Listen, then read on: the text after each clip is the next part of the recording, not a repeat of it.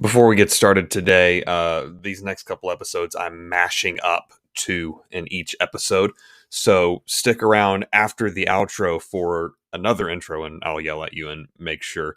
So first off, we have Rivers Houseal from Nogginnose Press, and then we'll have Marcus Pittman from Lore.tv. So enjoy episode 243 from the Fight Laugh Feast conference.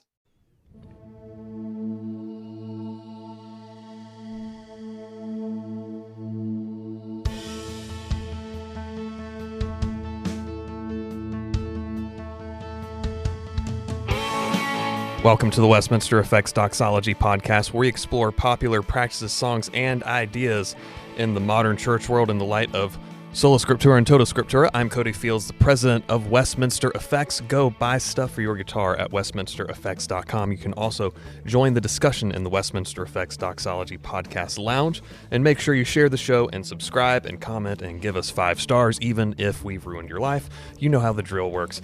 This is episode number 4 from the 2023 Fight Laugh Feast Conference. And joining me, we have Rivers Houseal? Houseal, yes. From Nogginnose Books or Press? Nogginnose Press. Nogginnose Press. One, who are you? You're really young to be doing this. I am, yes. What's going on with Nogginnose?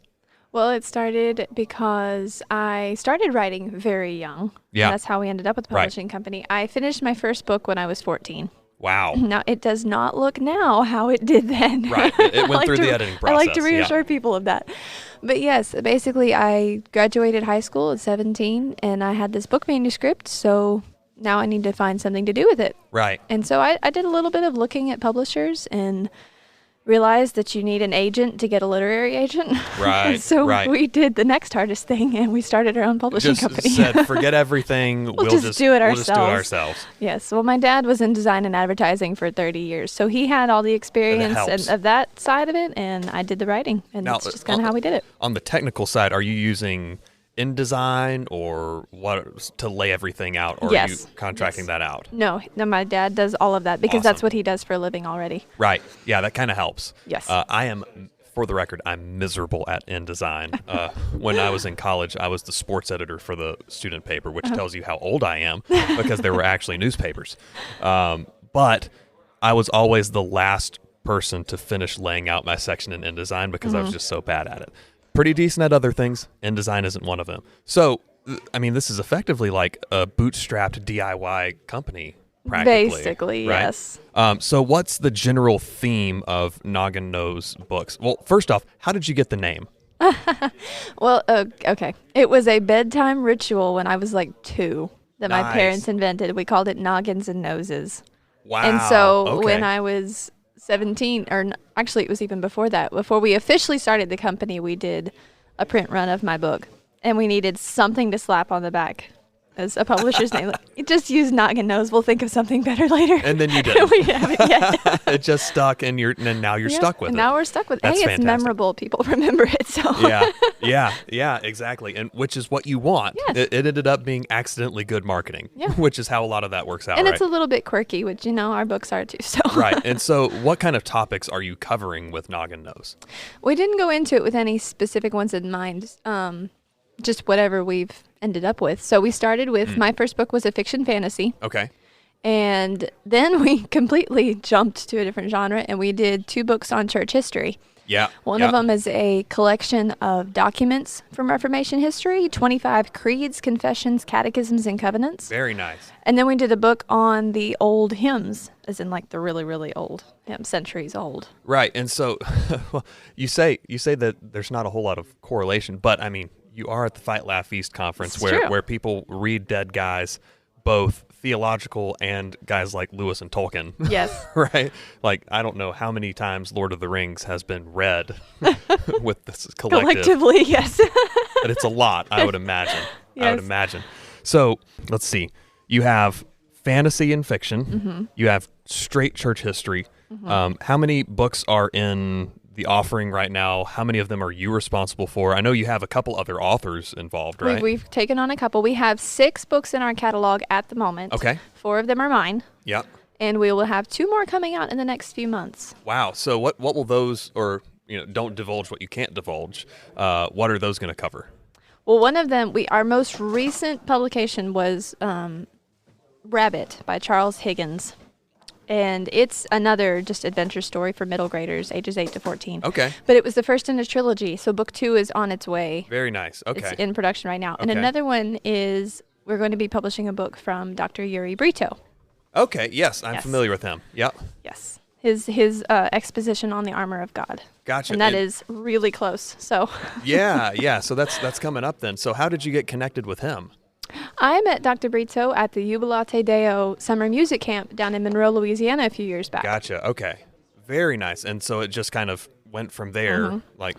Well, I got to know him for a few years. I have a publishing house. Yeah, basically, yes. I asked him for an endorsement on one of my books, and so that's how he learned that we had a publishing company.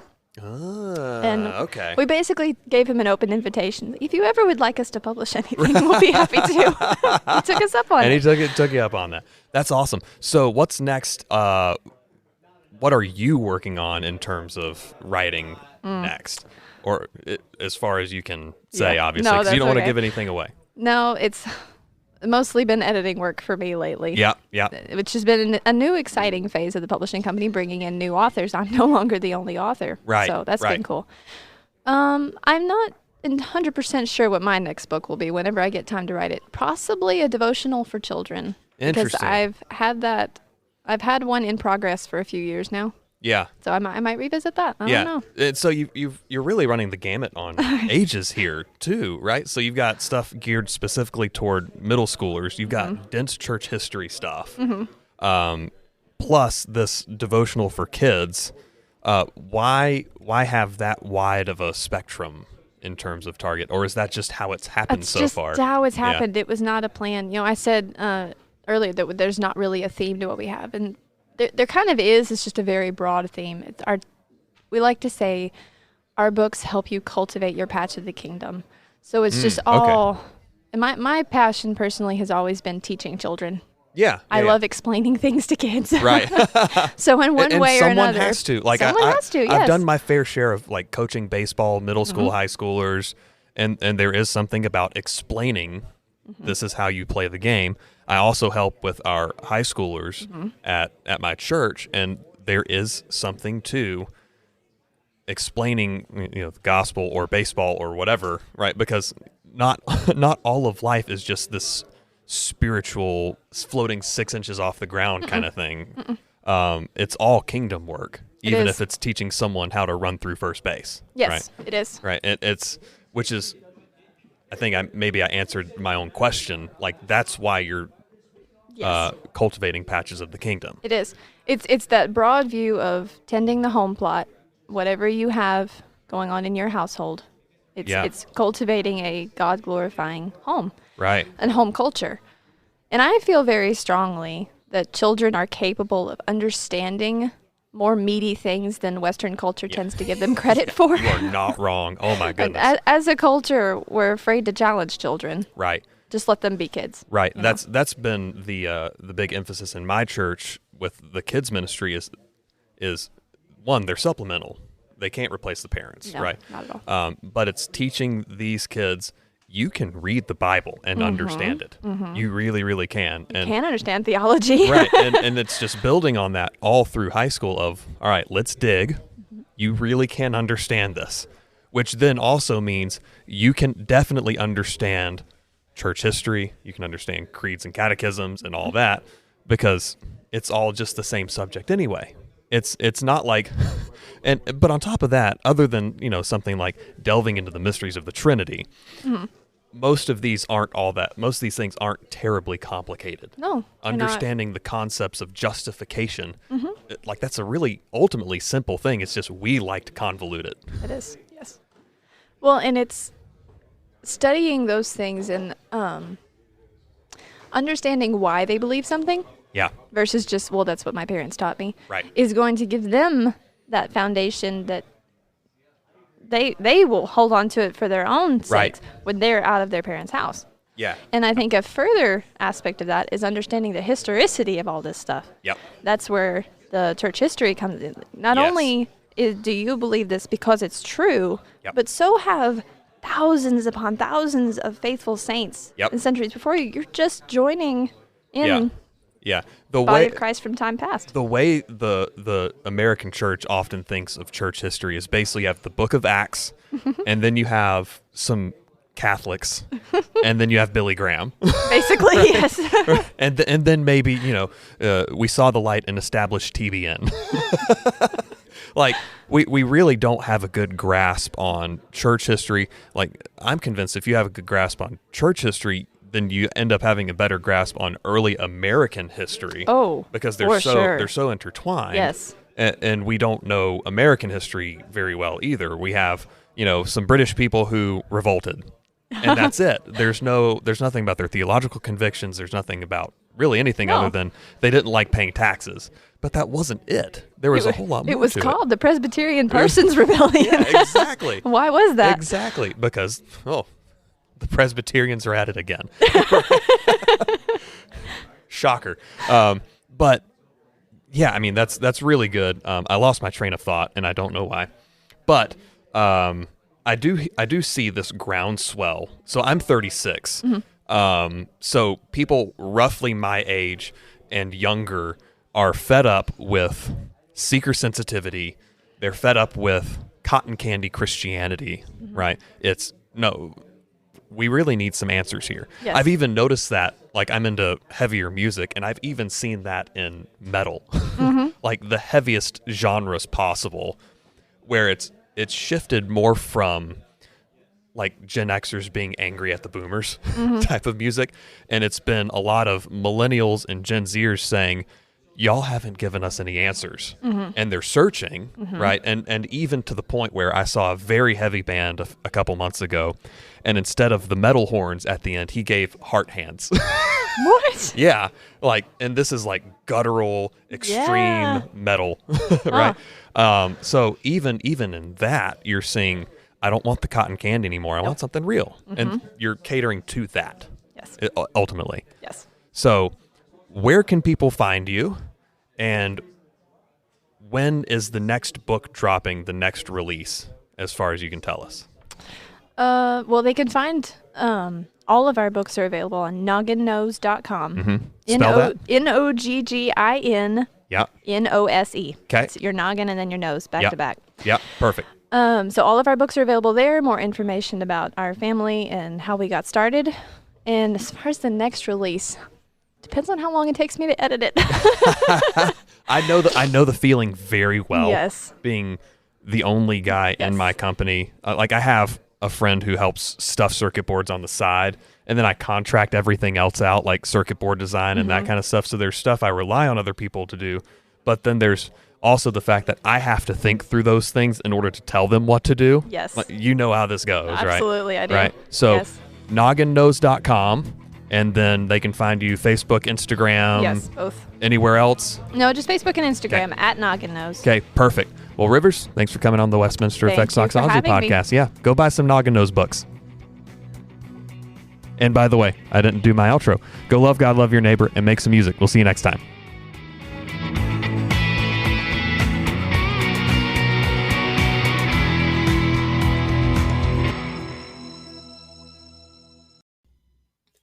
And remember, don't go anywhere. We have another part coming up with Marcus Pittman of Lore.tv coming up now.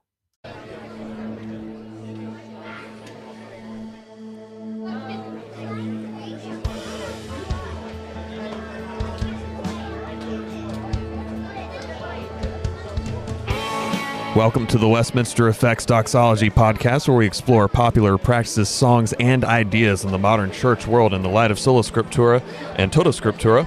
I'm Cody Fields, the president of Westminster Effects. Go buy stuff for your guitar at westminstereffects.com and join the discussion in the Westminster Effects Doxology Podcast Lounge. And you know the drill. If you've ever listened to a podcast in your life, subscribe and share and give us 5 stars, even if we've ruined your life.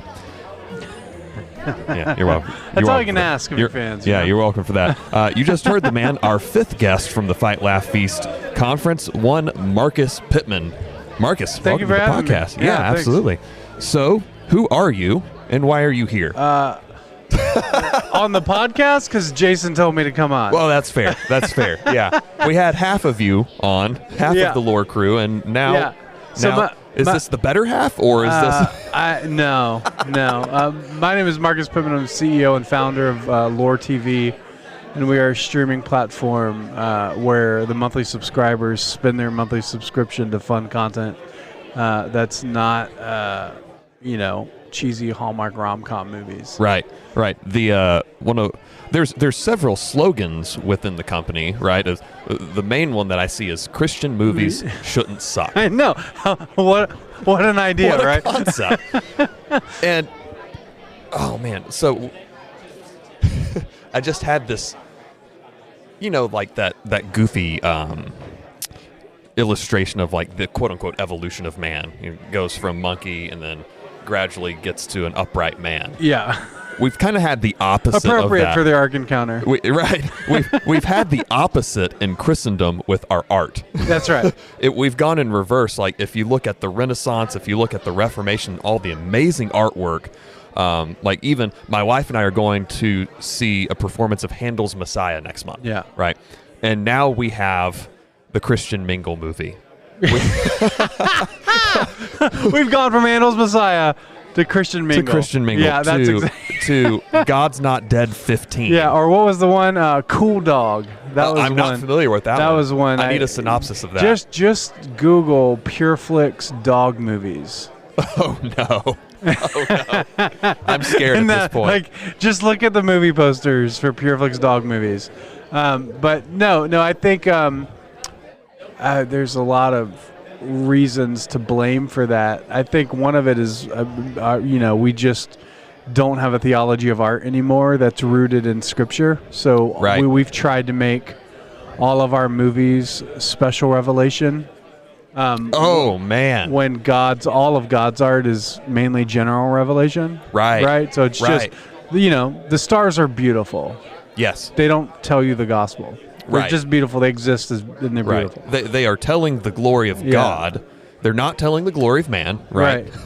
but they are telling the glory of God. Go behold that. Right. And it doesn't have to. This is one thing that drives me crazy about so much Christian art. It doesn't have to have a gospel presentation every single time. No. A Christian song doesn't have to directly address God. Yeah, every single like if you want to make a song that's about the love you have for your wife, you're totally free to do that. Yes. Right. I.e., Song of Solomon. Right, exactly. Right. So it's totally acceptable. It's but what has happened is basically, I think we've gotten lazy and we've said, if we make the movies gospel tracks, then people will watch them no matter what, whether or not they're good or bad.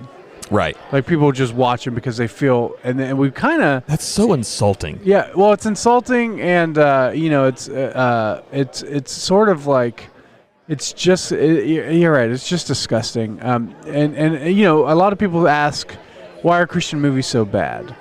And there's always the answer of, well, there's not enough money. It's not true. There's plenty of money. The market size isn't big enough. Not true. Not true. The reason we have found by talking over the past 3 years, we've been building out lore, talking to Christian artists, talking to Christian filmmakers, talking whether they work in Hollywood or they've worked in the faith-based film industry, they all say the same thing. It is the executives who are determining what a Christian movie should be. Mm-hmm. And a lot of that is because the Christian movies were made for the 35-year-old soccer mom who shops at Lifeway Christian bookstores. Yep. So all of Christian movies, all of Christian music, all of Christian media that we have was all for the 35-year-old soccer moms. Yep. Because that's where it got sold, right? You listen to music on K-Love, and you can go buy the woman can go buy the album at K-Love. At Lifeway, and so therefore everything on K-Love is for women. Yep. Right? Yep. And then same thing with movies like Fireproof and Courageous are movies about fatherhood and being a good husband, but it's for the woman to invite the man to fix her husband, right? Oh, but it's not a movie for men. Like Courageous and Fireproof are not movies for men. Right. It's almost like... And I'm not even saying they're bad movies, but right. it's just they're specifically made and targeted for the mom. Right. Right. Which is not a bad thing in itself. No, like everybody. I mean, even dudes watch Christmas movies with their wives on Hallmark. Like that's part of Christmas. And then you turn around and watch the true Christmas movie of Die Hard, right? That's right. That's right. But you gotta have You gotta have a Die Hard. We don't have any Die Hards. And so now, the Lifeway Christian bookstores are Spirit Halloween stores now. Right. Like literally, you can Google it. And you can see images of Lifeway stores as Spirit Halloween stores. So we got rid of those bookstores got bankrupted. Family Christian, Lifeway Christian, all the major Christian bookstores are gone. And now we didn't build out other distribution mechanisms prior to ending that. Right. So now we're like, well, what do we do? And I think now's the time really for the artists to come in and be like, now's our turn. We don't need Lifeway Christian bookstores to sell stuff because we have the internet. Right. And we can get our name out there in other ways and using, like whether it's TikTok or YouTube or whatever. We have other means of distribution now. Yep. And so now it's really about monetization of content. Yeah, that's such a great point. Like, we both owe the existence of our businesses to the internet. Yeah. Right. I've made... Would they sell guitar pedals at Lifeway Christian bookstores? No, of course not. Right. Especially with John Calvin on it. Right. And especially the Osteen distortion, right? Yeah, that's right. That's so brilliant. Yeah, that's thank you. so fantastic. Thank you. But like the internet and particularly social media, right? Just eliminated all of the gatekeepers. Yeah. It made everything and everyone accessible. Now there's pros, we actually there's pros see and that. cons. We actually see this in the music industry. It's an actual practical example, and it's Christian hip hop. Yes. So, K-Love did not play Christian hip hop. They didn't play that whole scene. Back Lecrae, Reach Records, all that grits, cross movement, even going way back far. K-Love didn't play that, and that had no traction. And then you got iTunes, and suddenly people could self-distribute their content, and it went nuts. And then you had dudes calling into K-Love saying, "Hey, can you play Lecrae's new song?" And they're like, "Yeah, that's not our genre." Yeah. And so then what happened was K-Love built Air One stations. Right, to grab control of that, because they were like, we don't have control of that. Right. And then they did, and now it did sell to other organizations, and the theology of it's kind of just gone downhill. Like, we don't have that reformed hip hop culture anymore that we used to have. Right. But I think that's a practical example of what happens when you bypass the gatekeepers. There's a whole massive cultural movement. It was short-lived, but it did exist. Right. It was gatekeepers bypassed it. It was mainly all Reformed theology. Paul Washer called them modern-day hymn writers. There's just all this slave stuff that was happening. Yeah. And that was all because they skipped the Lifeway Christian bookstores. Right. So that's what we're trying to do at Lore. We're trying to basically tell artists and filmmakers specifically, hey, if you could make whatever you want, what would that be? Yeah. So that's basically been our pitch to filmmakers is tell us the movie that PureFlix says no to. Tell us what is that movie? And that's how you got. Which isn't hard to do. No, it's not. Well, they all every true artist has a story they really want to tell. Right. That no one will let them. So that's how we got Barely Biblical. Barely Biblical is an animated cartoon series by a Nickelodeon Disney animator. And it's teddy bears reenacting the most violent Old Testament Bible stories. Yep. Which I think I saw.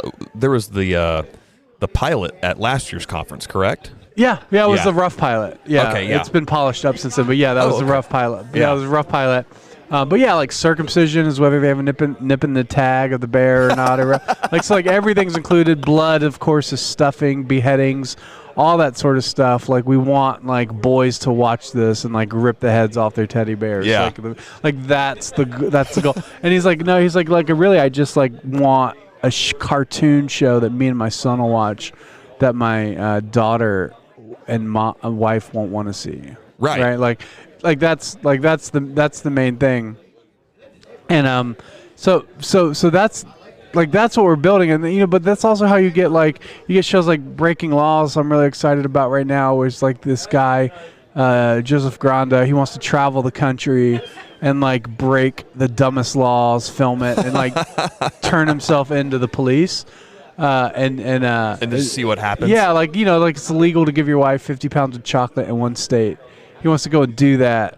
Give his wife 50 pounds of chocolate and then like turn himself into the police. Yeah. And but it's like this whole meta discussion of like why do politicians not ever get rid of laws? And also why are the police picking and choosing which laws they enforce it, right? So like that's it's really cool. Really, it's a comedy, reality comedy documentary thing.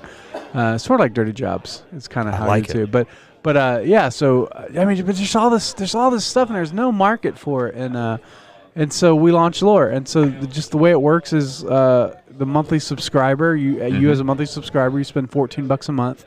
That subscription gets converted to what we call loot, which is just video game currency. It's not crypto or anything. It's just it's like it's like V-Bucks in Fortnite, right? So you get that currency back as loot, and then every week you get to spend it on funding the shows that you want to see put into production. Right. And so our goal right now is just to get as many subscribers as fast as possible and start funding content. So the more subscribers we get, the faster content funds, and the faster content funds. Once we hit our first 15,000 subscribers, we'll be able to start funding content once a week. Yeah. Yeah. So going back to the gatekeeping discussion, and that honestly that's a lot of this discussion anyway. Yeah. I can hear in the back of my head someone saying, "But doesn't this turn Lore into just another gatekeeper?"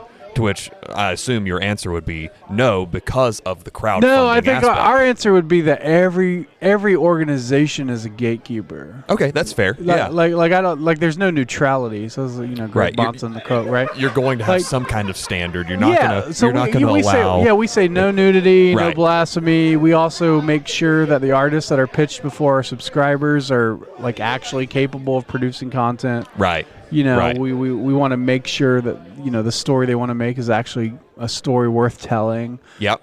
But what we don't do, just as like in comparison, is like if somebody comes to us with like Barely Biblical, for example, we're like, oh, we love that show, and then like first episode gets funded, and we're like, yeah, but like you got to cut that scene out. You got to do this. You got we can't have this. We got and then we start like telling the filmmaker what can and can't be. You got to hire this. You have to hire like 2 black people, and then an Asian. Like we don't we're not doing any of that. So it's like once it's pitched, once the project is pitched to the subscriber, it's all the filmmaker's freedom at that point. Right. We have the no blasphemy, no nudity rules, and they can come to us if they, are curious what we would define as blasphemy or not. It's totally fine, and those are great discussions to have. But like, it's never like hardcore. No. But also too, just to be in terms of like the freedom we have like American Live we just dropped, which is like an R-rated adult conservative comedy show.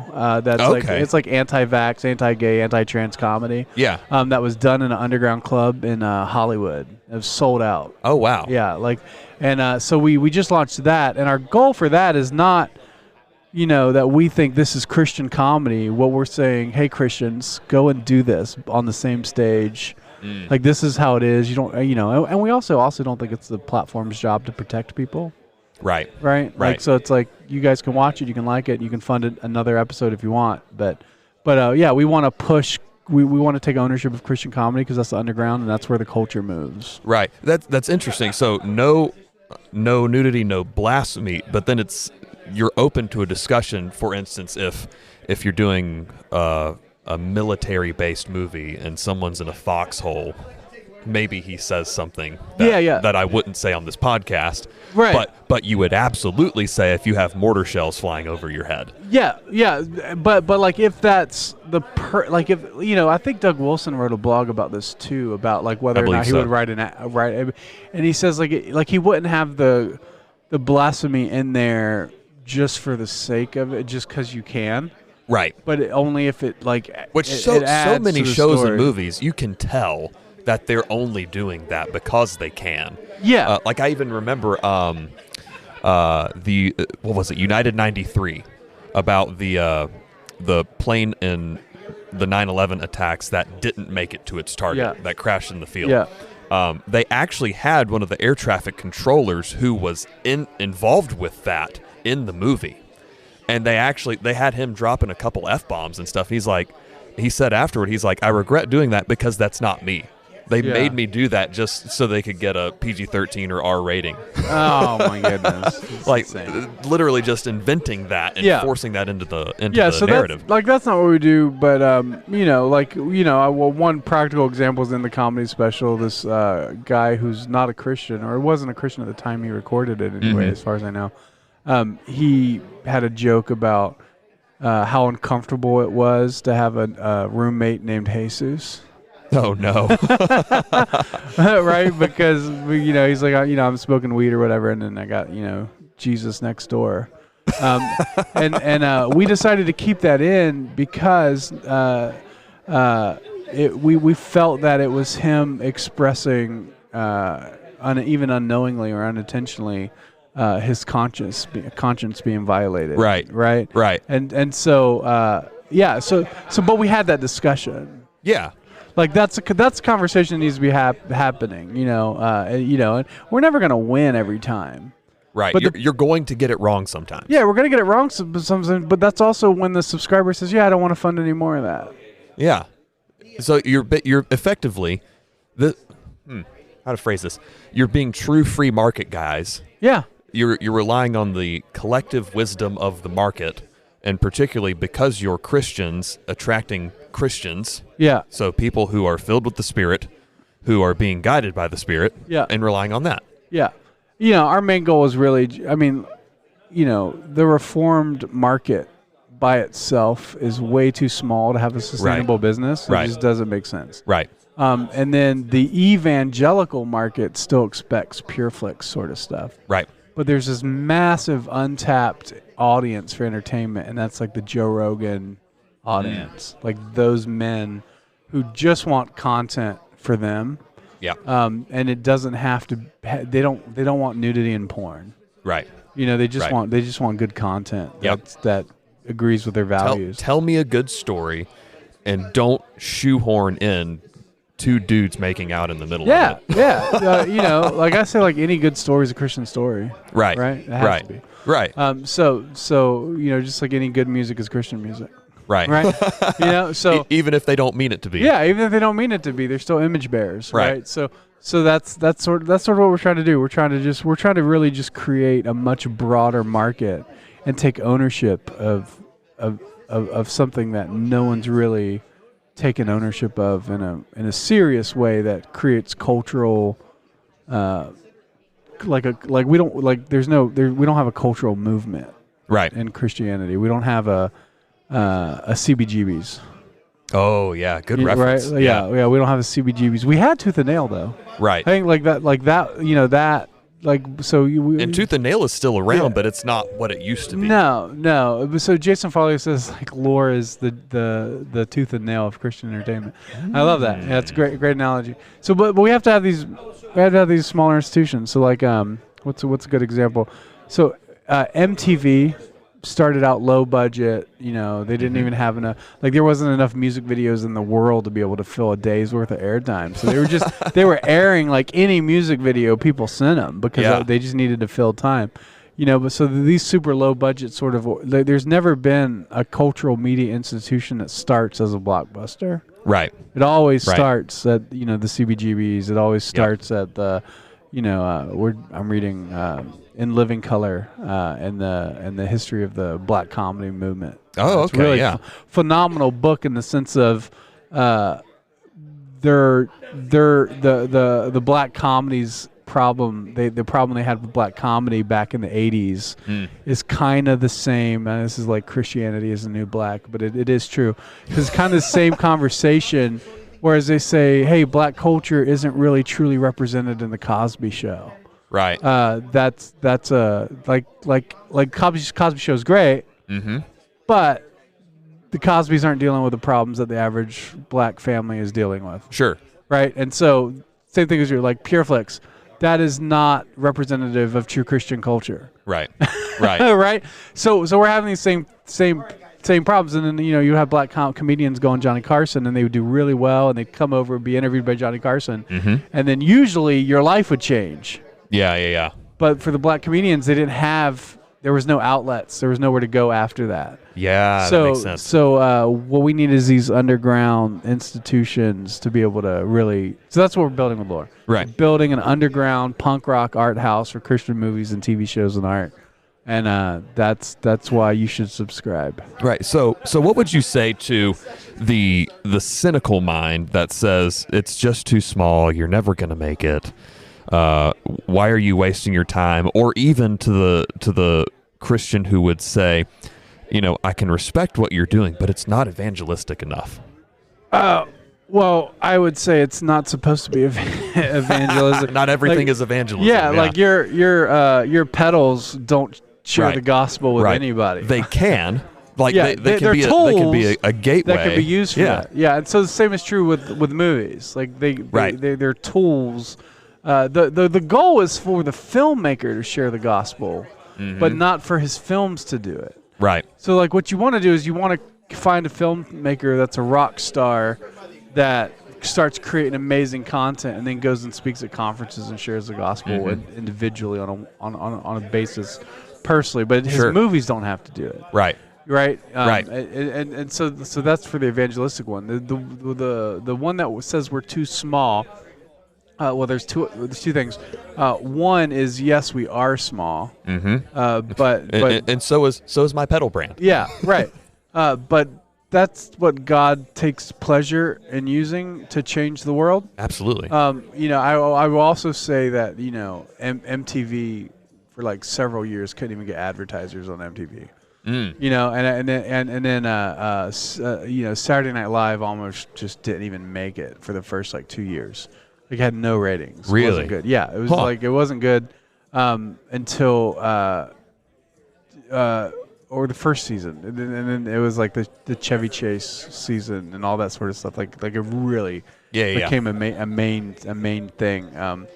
But so like all these things, like they all have their moments of like we're just getting started, but a lot of it is you have to give it time. You ever watched the first episodes of like Conan's late night show on NBC? Like I imagine it's pretty They rough. were awful, and but nobody watched it during that time slot, so they just gave them years to develop. Right. And now he just sold a podcast for $50 million. Right. I mean, it's like the same. The first few pedals I built were horrifically ugly on the inside. The soldering was not very good, and I'm amazed when someone says, "Hey, I bought this thing from you 6 years ago, and it finally gave out." I'm like, "It took that long?" As opposed to now, like these things look pretty good on the inside at this point. But it's not hard to build something. One of the reasons we're small is just because we haven't got multi-million-dollar investment to build this thing. Right. We've raised $850,000 over the course of 3 years, which is not a lot of money. That really isn't a lot of money. So, like, we're building the machine that's going to make all the movies, and most movies are more than $850,000. Right. Right. And so basically, we're small because we've been faithful with our money. And they've taken that $850,000, and we've created something from idea to an actual product that's actually generating revenue right now. Yeah. Which most companies don't. And so, but it's not going to take long. It's like one step. Somebody's going to write a $1 million check for investment at some point, right? And then things are really going to take off. We will be able to put money into marketing and customer acquisition and all these other things. We're raising money right now for that. Right. So it doesn't take long, but you have to you don't just go and ask someone for a multi-million-dollar check and just get it. Like you have to show that. Unless you're in Silicon Valley. I mean, that's even all a then, scam anyway. Yeah, I mean, but even then, their requirements are crazy too. Right. So they want to know that you've at least worked for Google as an intern. Yeah. Right. Like you have to at least have one of those things on your. Right. So yeah, but I will tell you, the left are way more interested in taking financial risk on investment and capital than conservatives are. Why do you think that is? Part of me would say dispensationalism. Yeah. You know, Jason said the same thing. Yeah, well, I think in a different we're here at the context. Ark, right? We're here at the Ark. They Right. raised millions of dollars to build this thing. Yep. And I think Ken Ham did a great job. I actually think he took the money and built something better than the people who donated it probably expected that it to be. Right. It's very well thought through. Yeah, very well thought through, really brilliant. But it's easier for Christians to donate money. Like Christians will donate $1 million to the Ark, but they won't give you $50K for an investment in a business. Yeah. Because they're like, oh yeah, well, eternal rewards. Yeah. You know, my investments in heaven. Which is fine. Which is fine. Yeah. But also, you're not supposed to bury your talons in the sand. Also, yes. Right. So Jesus mockingly said it wasn't a compliment, but it was saying like, hey, I could make more money in the bank.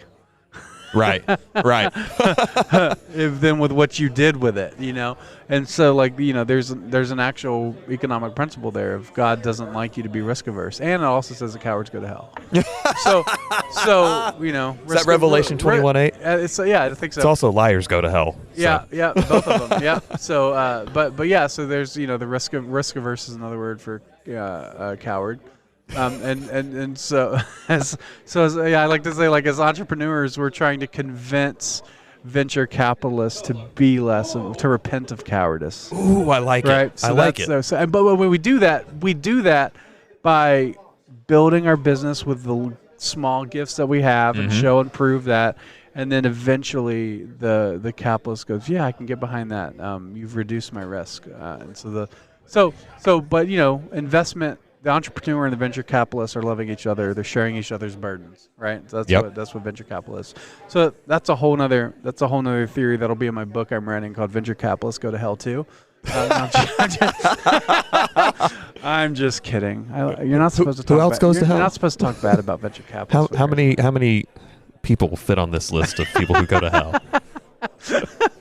Just start naming them. I'm really thankful for all the investors that we've had and just that believed in us. They believed in nothing. It was just a PowerPoint presentation. Oh wow! Probably not even a good one, but it was just a PowerPoint presentation. And you're like, I'm a filmmaker, not a PowerPoint guy. Right? Yeah. So I don't understand these numbers. What do you mean by profit? What is ROI? Yeah, what do you ROI? mean by that? I had to Google that. Yeah, no. It's just been a fun 3 years of learning to pitch and invest, and just a few weeks ago I was at an owner of a WNBA team's house. So it was just like just one step at a time. Yep. So. Yeah, and I've honestly had similar things happen with Westminster Effects over the years. Is you step into the big trade show, the NAMM show in Anaheim. Yeah. The first time I went, I was like, I don't belong here. Yeah, it's so overwhelming. Right. There's like 100,000 people there, and it's just packed, and it's loud. Like there are certain sections of that show where the noise floor is over 90 decibels. Yeah. Like I pack earplugs. Oh, man. And in 2021, when they came back after COVID, it was really scaled down. Yeah. And I walk in, I was like, I showed up and I do belong here, dadgummit. So all these steps, all these connections, like, you work hard, good things happen, right? Right. You put together a good product and good things happen. So, yeah. Glad to hear that this is going so well. Where can people find you? Yeah, we go to loor.tv, LOOR.tv, and you can subscribe. And if you're looking to invest, there's an investment tab on the bottom of the website. And then if you're a creator or an artist, there's also a creator artist on the bottom of the website form that you can fill out and pitch your idea. Fantastic. Marcus, thanks for coming on the Doxology podcast. All right, thanks for having me. All right, go love God, love your neighbor, make some music. We'll see you next time.